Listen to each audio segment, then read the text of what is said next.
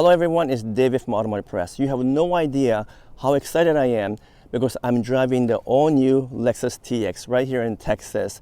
And many of you guys really like the Grand Highlander, but you also wanted something a little bit more luxurious and better performing, and that's what you get with the 2024 Lexus TX. So as an engineer, I've done the full audit and full investigation and evaluation of this TX, and I'm going to tell you everything, including the full driving impression. In fact, I'm going to tell you 50 surprises or 50 things you should know about this all-new 2024 Lexus TX. Let's go.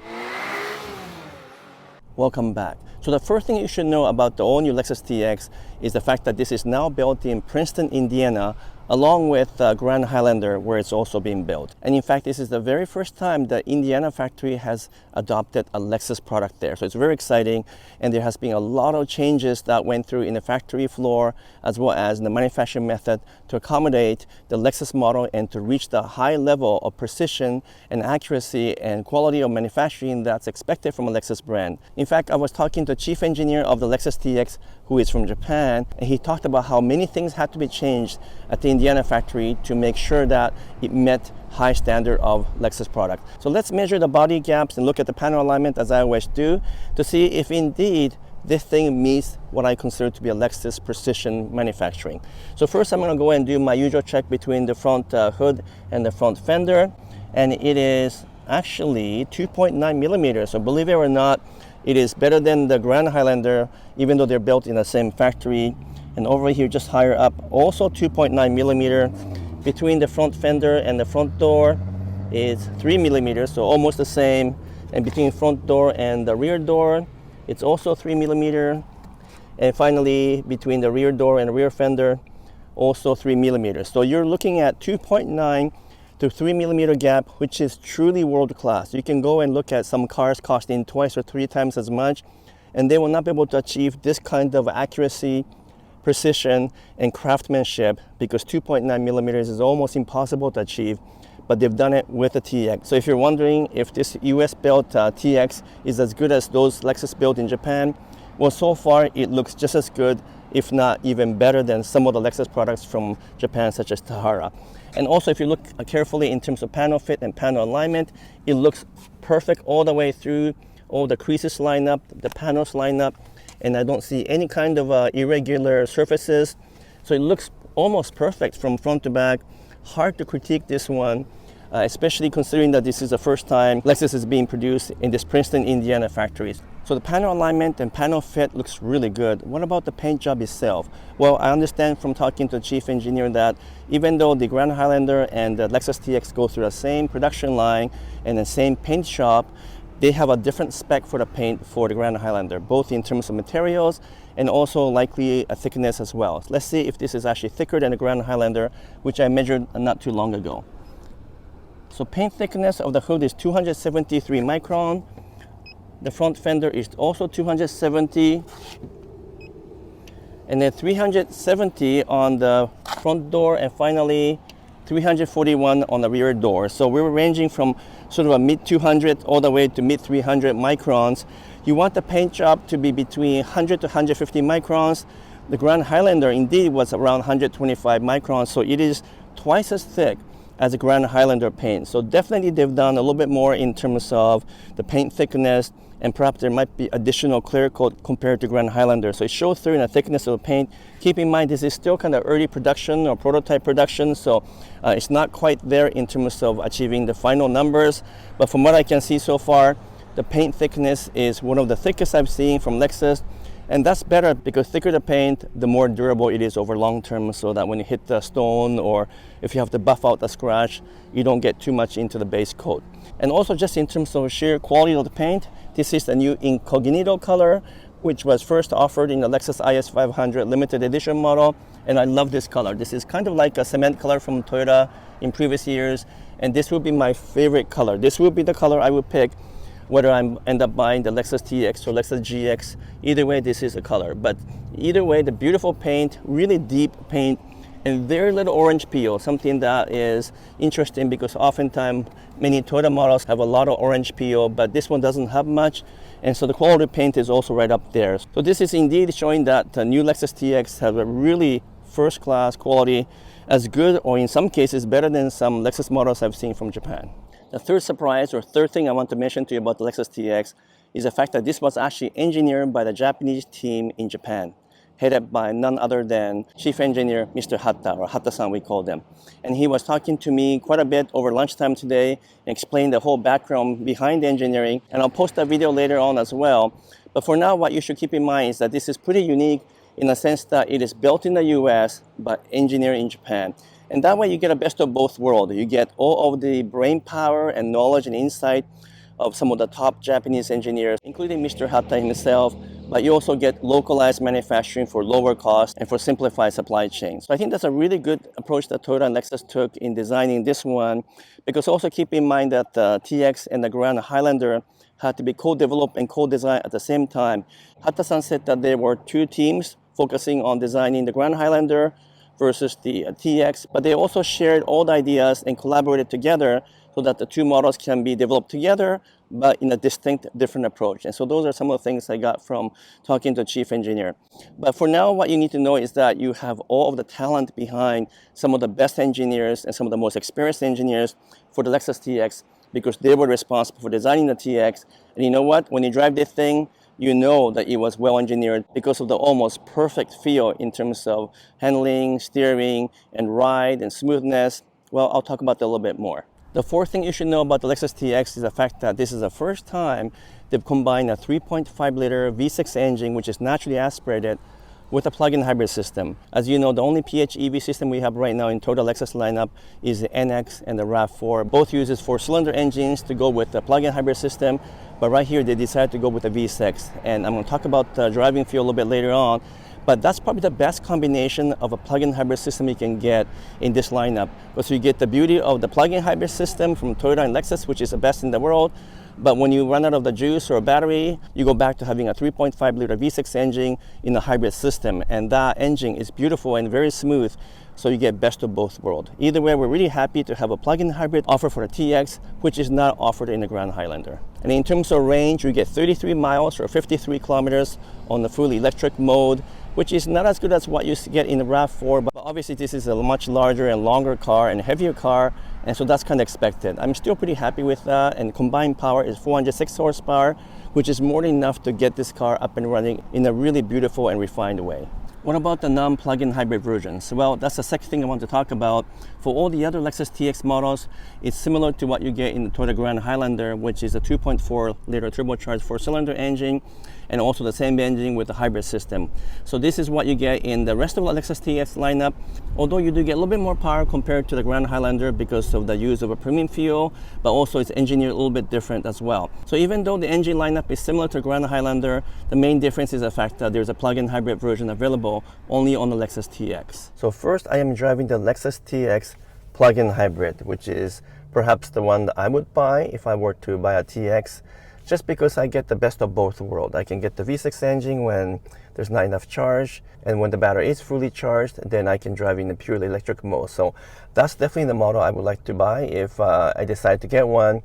But how is the actual driving feel of the new Lexus TX?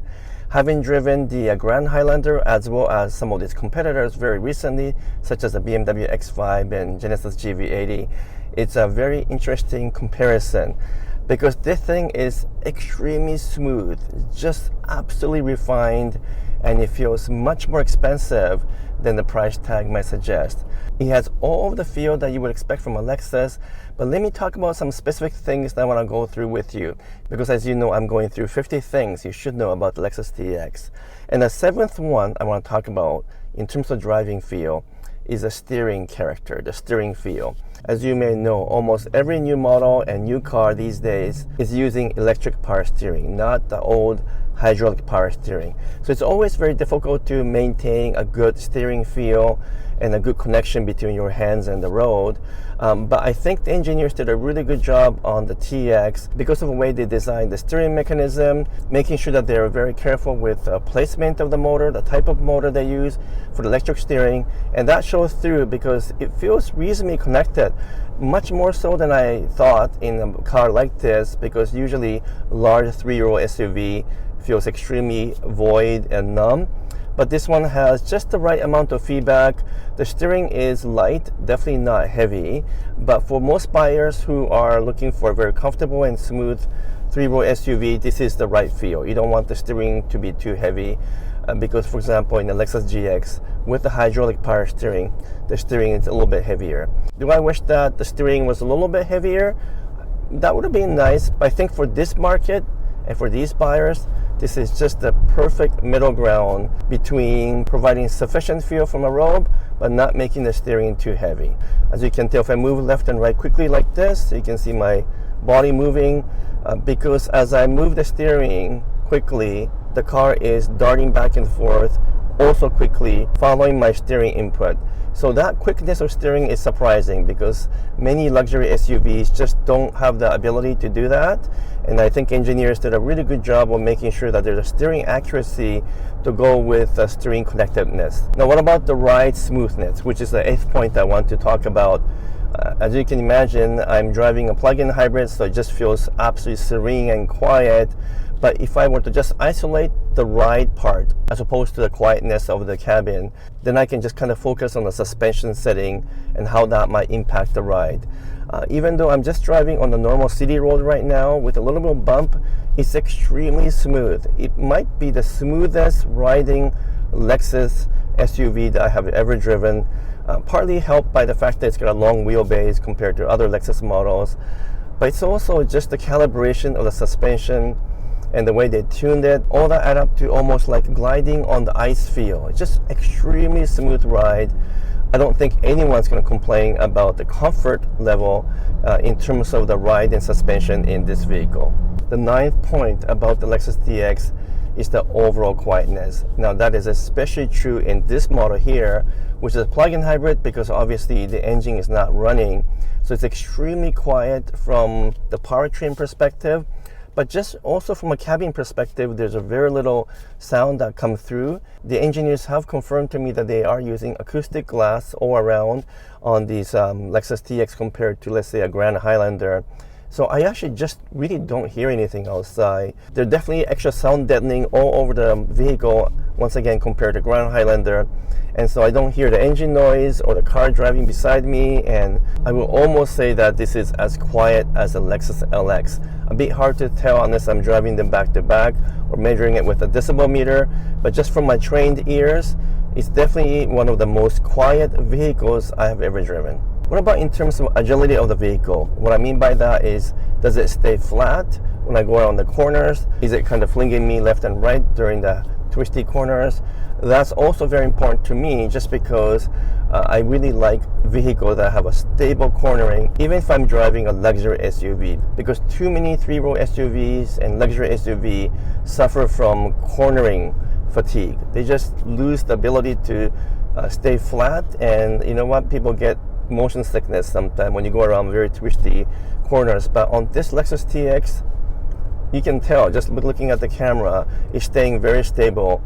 And even though there are some curves back there where I made some abrupt turns, it's surprisingly stable compared to other SUVs I've driven. For example, this past week I'm driving the BMW X5 and Genesis GV80, and I think this is pretty close to the BMW X5 level of agility in terms of going around the corners and in terms of driving character. It's definitely sportier and flatter and more stable than the Genesis GV80, which tends to feel quite soft, and it is very luxurious, but it loses agility when the road gets a little bit twisty.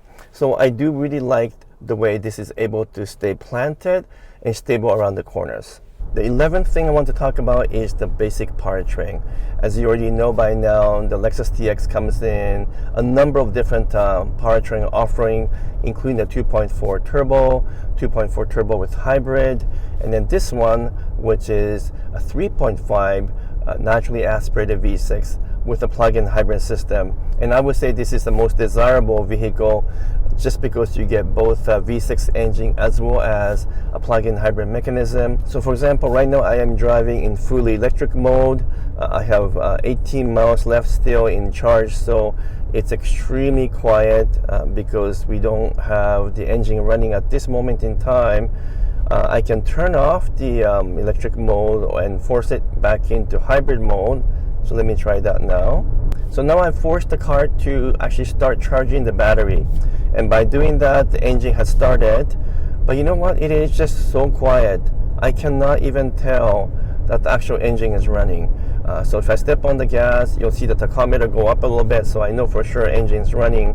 But transition between fully electric mode and the hybrid mode with the engine running is so seamless that honestly, I can't hear the engine running at all. That's how quiet this cabin is, but also the engineering that went into this system so that the engine, the electric motor combined together, it's just so well in design that you just cannot hear any transition. And I think this kind of proves my point that, for me anyway, the V6 powered plug-in hybrid TX is the one I would like to buy, because this V6 engine is so quiet. It's extremely quiet, and perhaps with a 2.4 liter turbo hybrid, it will feel a little bit different, and I'll be driving that shortly as well.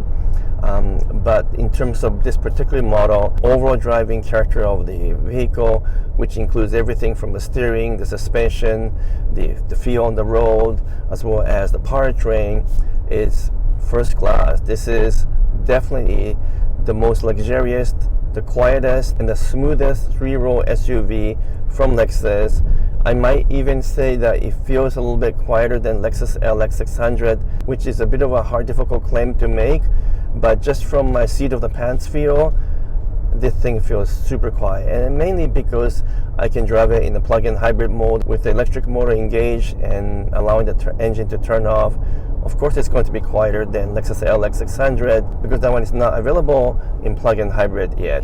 Now let me talk about the transmission, and we have a variety of different suspension depending on which model you buy. So we have everything from 6-speed, 8-speed, all the way to CVT transmission, which is what I have here because of the fact that this is a plug-in hybrid system. But honestly, the CVT in this particular model is fantastic. You don't have any of the annoying feel of a traditional CVT, mainly because you have both electric motor and 3.5 liter V6 engine working with it. And it's seamless. I can't even tell that the transmission is doing anything. It's just completely quiet. Finally, let me talk about the braking feel, which is actually very similar to what I felt in the Grand Highlander, and I praised the braking on that model as well. And that makes sense because they probably wouldn't make a lot of change in terms of braking mechanism and braking feel between the Grand Highlander and the Lexus TX. It's a good solid feel and have a good feedback on the pedal. It's not too heavy, it's not too light. And most of all, based on some numbers I've seen, it's got a really good short stopping distances. So brakes are powerful, and on the higher grade model like this one here, you do get a larger brakes as well. So the performance of the brakes are unquestionably solid and proven. I wouldn't say that it's a kind of sports car category, but for a three-row large SUV like this, the brakes seem fantastic. So now I'm driving the TX 500H, which is the flagship model just below the plug-in hybrid. So this one has a 2.4 turbocharged engine with hybrid, but it is a turbo 4, not V6 engine as you will find in plug-in hybrid. And for all intents and purposes, this one and the PHEV version drive more or less the same, but there's a little bit of difference in feel, and that might be due to the fact that these are all still prototype or early production models. But for some reason, the TX 500H without the plug-in hybrid version feels just a tad sportier in terms of the steering effort, the steering feedback, and so forth. It feels a little bit tighter, not a huge difference, and overall it has a really pleasant feel because it kind of gives you a little bit more road feel compared to the plug-in hybrid version I drove. Now that might also be due to the fact that the plug-in hybrid is totally quiet and it was driving in a fully electric mode, so the experience is a little bit different because this one is driving in the gasoline or a hybrid mode.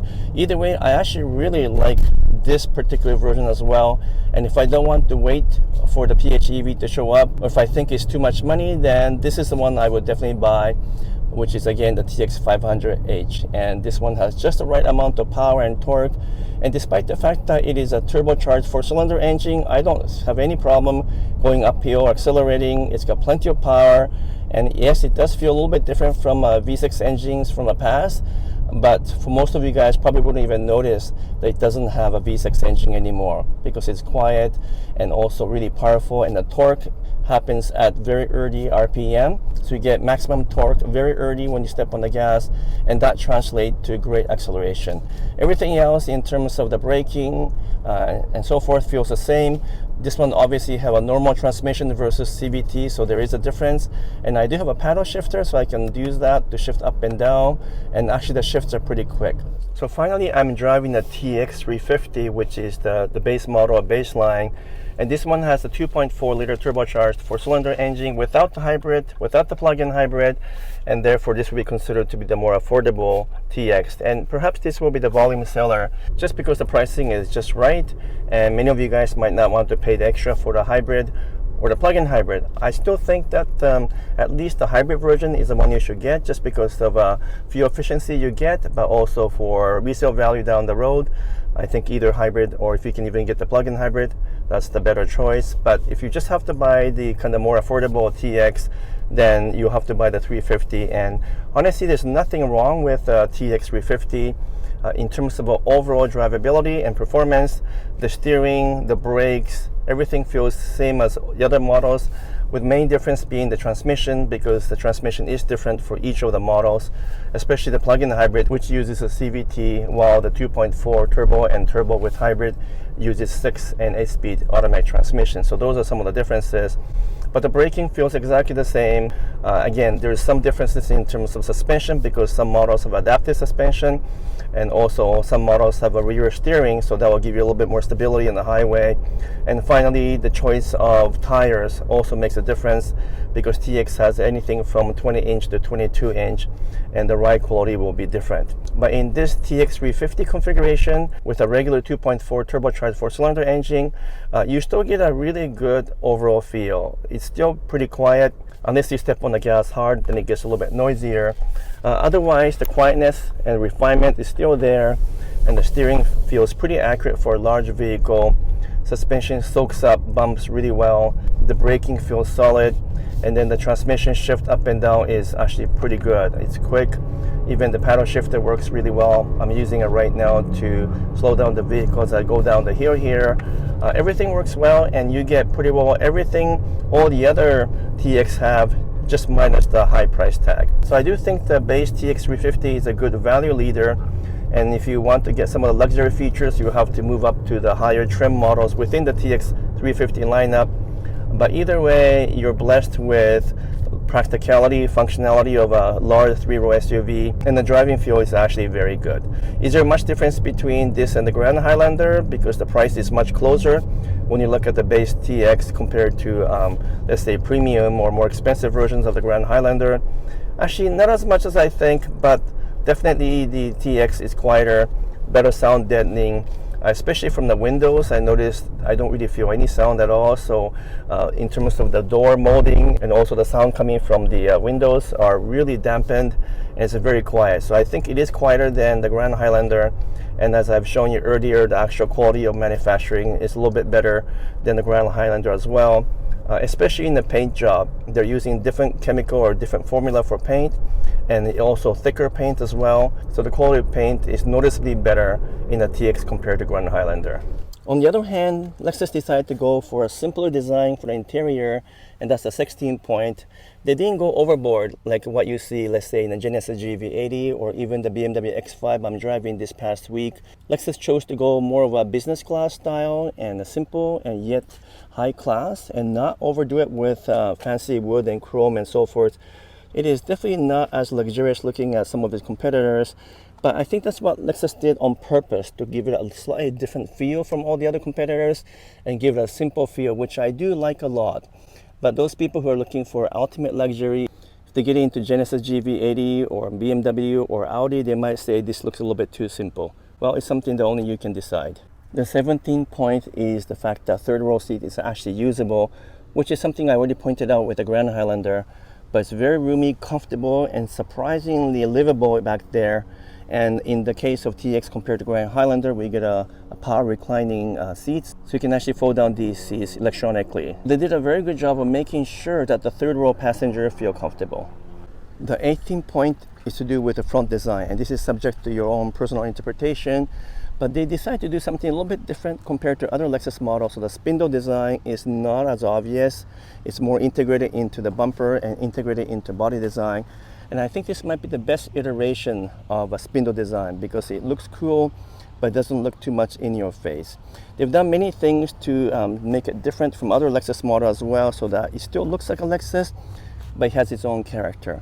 They even redesigned the Lexus emblem here, so it has less wind resistance and the wind can streamline over that with ease. So they did everything they can to make it very aerodynamic, but yet still distinctively Lexus with its own unique design.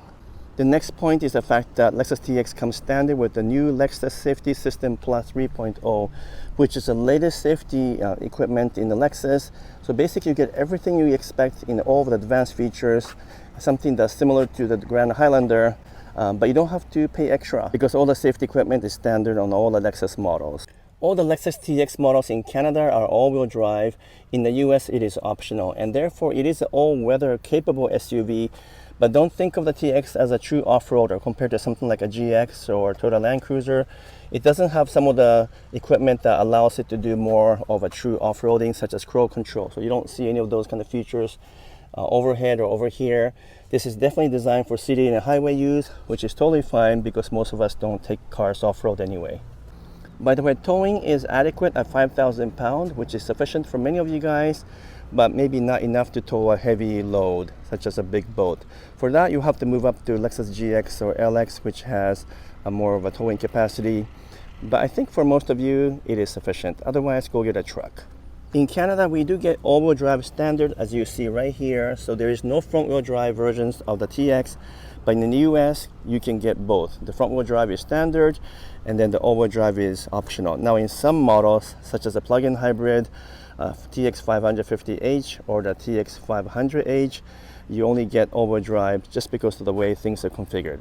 The 23rd point you might want to think about is the difference in service quality and service levels between Lexus and Toyota brand. Obviously, you get better service with Lexus as they will give you a courtesy car and also pick you up or drop you off when you need to get service done. So those are some of the differences you might want to also think about. The 24th point you should think about is the availability of these vehicles. As usual, it's going to get hard to get actual product. But if you want to get the base TX 350 like this one, or maybe the one above this one, which is TX 500H, it should be easier than trying to get the plug-in hybrid, which is going to become much later. So it all comes down to whether you can actually get hold of one, even if you wanted to, or you decide to buy the TX. Go for the base TX though if you want to try to get it as soon as possible. The 26th point is the fact that this is exclusive to North America, even though it was engineered and developed in Japan by Japanese engineers and Japanese team. It is built in the US for North American market. So unfortunately, for those people who live outside North America, you're hoping to get a TX, you won't be able to get one. I did ask the team whether they will introduce the TX in other markets later in the year or perhaps next couple of years, and they said they don't plan to do so. What else can I tell you about the Lexus TX? Well, keep in mind that this replaced the Lexus RXL, which was available from 2018 to 2022, and that was the three-row SUV the Lexus was able to offer. But as you know, that wasn't a true three-row SUV, and therefore the third row was tight, and so that's gone for good, and the new RX is only two-row, and now this is a three-row version of SUV. Obviously, you can also get the GX and LX with three-row as well, but this is the one you want to get if you want maximum space and maximum comfort for the third row. Due to the large length of this vehicle, you get pretty decent cargo space as well. Even with the third row seat up, you get a decent space, much bigger than you would get in any other SUVs within Toyota or Lexus lineup.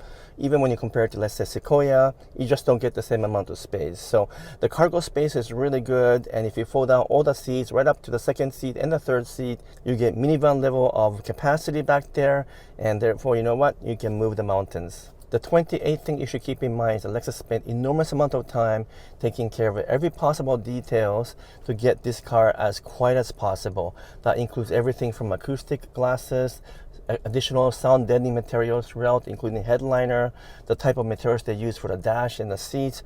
Even the actual emblem of the Lexus in the front of the hood has been redesigned so it has less air drag and will produce less noise when the wind is going over it. They did everything they can, and you know what, you can really tell because all versions of TX are extremely quiet. The 29th point is about the center console. Apparently this is the first dual LED Lexus model, and the center console is huge. It's big enough to put like a large tablet, maybe even a small laptop, which is similar to the Grand Highlander in the sense that this is a very practical and usable center console. And unlike electric cars, you get a real and usable glove compartment as well. It's nice and big, which is a nice change from many models which have just eliminated that, or they have a tiny center console. So here you get best of both. By the way, you can get the TX in either 6 or 7 passenger versions. For 6 passenger version, you get a captain's chair right behind me on the second row. Otherwise, you get a bench seat like this one in this TX 350. And either way, it's very comfortable and you get lots of space.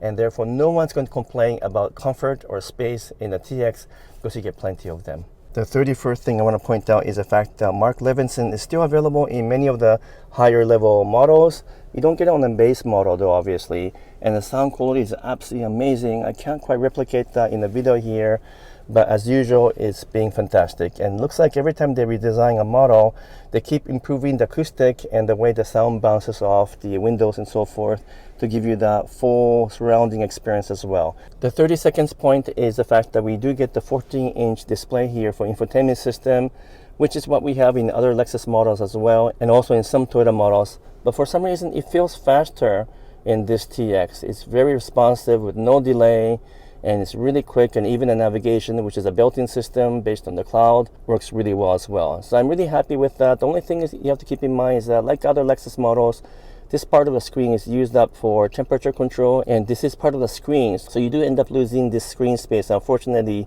but this is always on, which is helpful. You get a real button here for temperature control and volume, so I appreciate the fact that they didn't take away all the buttons. All Lexus TX has start stop right here. You don't have to carry your key with you, but you can also get a digital key using your smartphone and use that to open, close, and start the engine. And you can also share that digital key with family members or friends. So that's something that's new for the TX. The 35th point is about the all-wheel drive.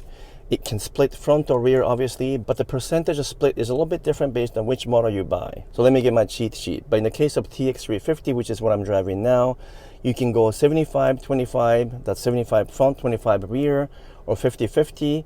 But in the TX 500H, which use a different configuration for all-wheel drive, you can do 100% front, 0 in the back, or 20% in the front, 80% in the rear. And that's because of the direct force system, which uses electric motor for driving the rear wheels. So that's quite different from this model here, which has our actual mechanical all-wheel drive system. Either way, you get an all-wheel drive system that's very capable in the wintertime. So I'm looking forward to driving this when it's really slippery and wintry as well. The 36th point is it worth paying extra for the F Sport version, which is what I'm driving right now? Well, I think that there isn't a huge difference in terms of feel, but there's some features or options that are only available on the higher grade F Sport version, so that's something to think about. Also, the F Sport version does have some other upgrades, mechanical upgrades, including larger brakes. So it's something that you have to decide based on how much money you want to spend and what kind of features you're getting in return. But for me, I want something a little bit sportier all the time, so obviously I will buy the F Sport versions if I'm going to buy the TX. Keep in mind that the dynamic rear steering, which is the ability for the wheels to turn different direction based on how you're driving, is only available on the 500H. So if you're driving on the highway speed, then the rear wheels will turn the same way as the front wheels to give you stability. But if you're driving in low speed or in the parking area, they'll turn the opposite direction to allow you to turn a little bit smaller in terms of smaller circles. So this feature is also only available on certain models. The adaptive suspension system is also only available on the higher grade models. It has 650 different levels of suspension setting, and it works immediately when they sense a change in conditions underneath, which is a road condition. And did I notice a difference in terms of how well it handles bumpy road? Yeah, definitely a little bit. The adaptive suspension models I drove for the TX handled bumpy road better, stays a little bit flatter around the corners, and generally speaking, it provided better suspension feel. So it's something that's worth paying more if you don't mind paying the higher grade one. But at the same time, the base TX model without the adaptive suspension actually felt just fine, and suspension seems to be really well designed. And like all Toyota and Lexus models, you get many connected services available now, including over-the-year updates to the infotainment system, but you do get some of them for a very long time. For example, the Safety Connect system is actually standard for 10 years, which is a long time. Other ones might go away after a couple of years, but you can pay to extend them. It's something you have to decide if it's worth paying for.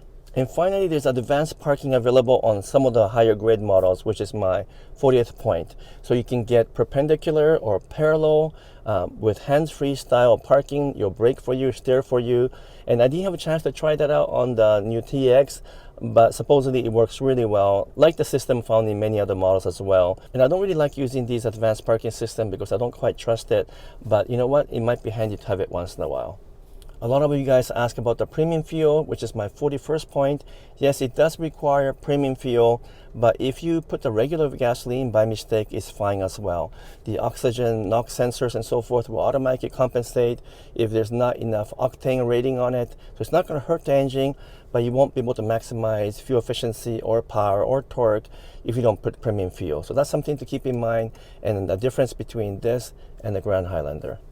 42nd point to keep in mind is that even though many of you guys like the Lexus GX, which is built in Tahara factory, which is perhaps the best factory in the world, don't forget the team that actually helped set up the manufacturing for the TX in Princeton, Indiana, did come from Tahara and also from the Canadian Lexus factory in Cambridge and the Kentucky factory, which also builds Lexus models. All of them came together in Indiana to help build the best and the most reliable and the best quality Lexus line for the TX. So even though it's not built in Japan, I wouldn't worry.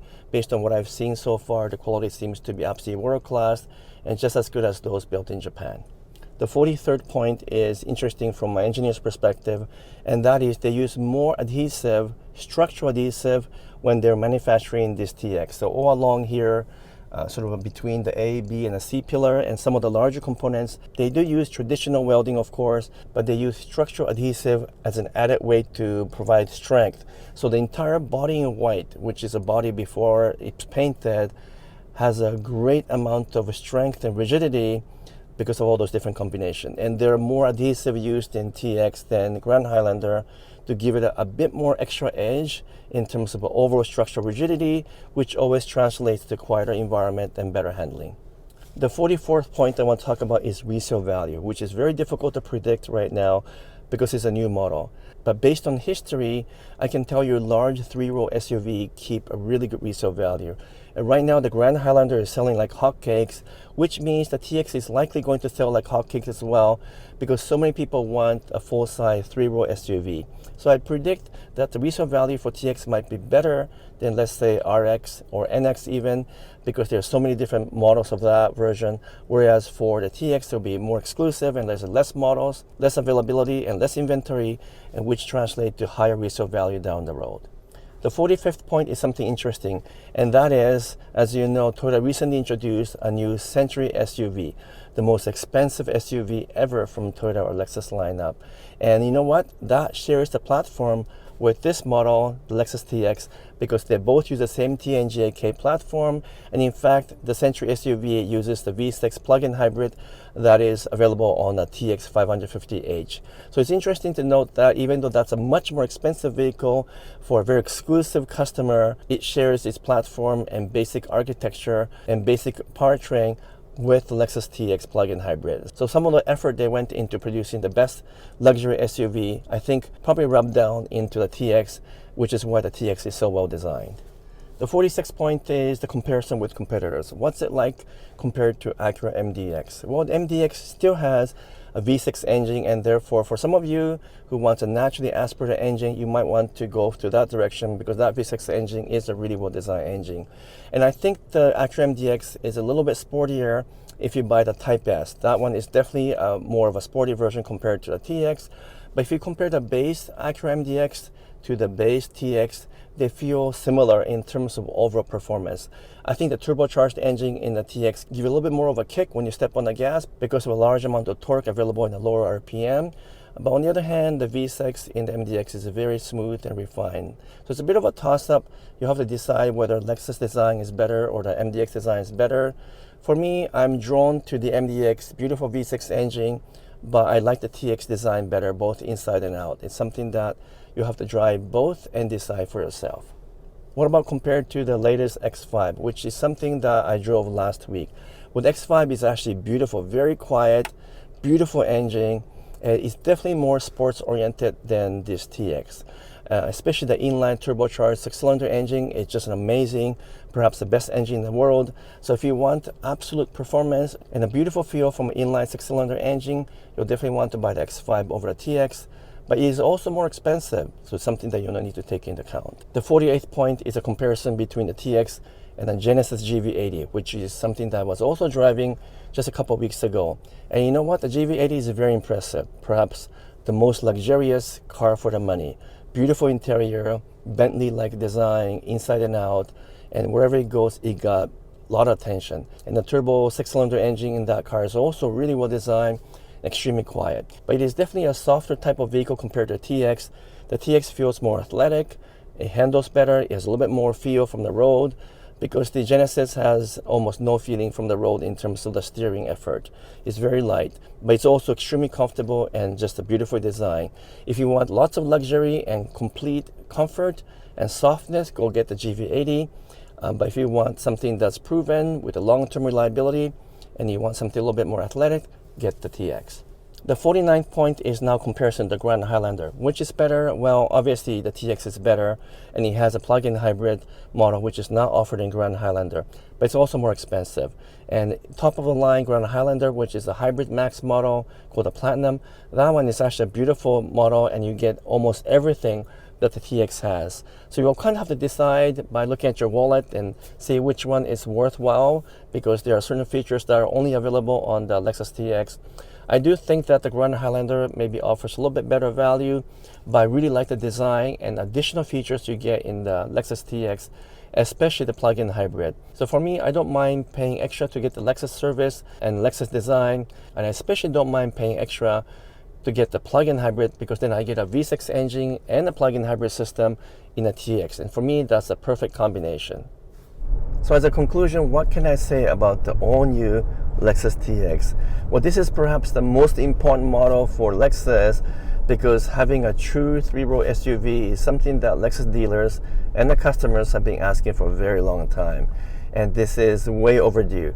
And you know what? It's a good thing that we waited, because this is perhaps the best iteration of a 3-row SUV to ever come out from a Lexus brand. In fact, it's the best 3-row SUV to ever come out from Toyota brand as well, in the form of a Grand Highlander. I'm glad that they took the time to do it right, because everything about this TX says true world class. I'm not saying it because I'm biased toward Toyota or Lexus model. I'm saying it because I've driven every other luxury SUV, especially these past few weeks, and without a doubt, this is the most luxurious, most comfortable, refined, and quiet. Not to mention the fact that very few manufacturers are actually offering plug-in hybrid large 3-row luxury SUV as well. So this is the one you should definitely buy if you don't mind waiting, because the plug-in hybrid model is not coming until a little bit later on, and most likely it's going to be high demand, so you might want to put a deposit now if you really want the plug-in hybrid version of the Lexus TX. So I'm going to do that, and wait a year or a year and a half, and maybe change one of my Lexus GX model to this one, because I love the simplicity of being able to just plug it in and drive it in a fully electric mode, but also not have to worry about range and not worry about charging. If I ran out of charge, I can just drive in a hybrid mode, and guess what? I still have the 3.5 liter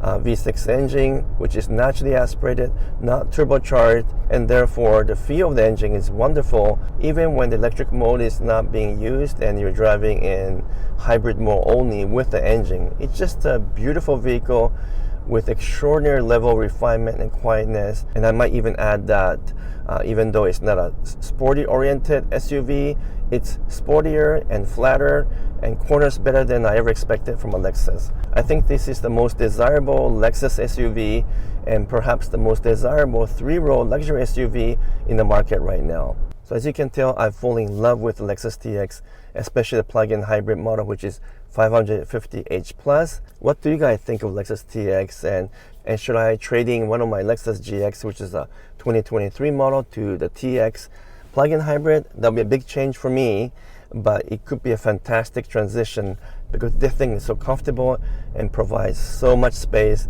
and so much refinement. Anyhow, if you haven't done so yet, would you kindly make some comments, give me a thumbs up, and if you're not a subscriber, I would truly appreciate it if you can subscribe to my channel as well. Until next video, I'm signing off for now. Thank you so much.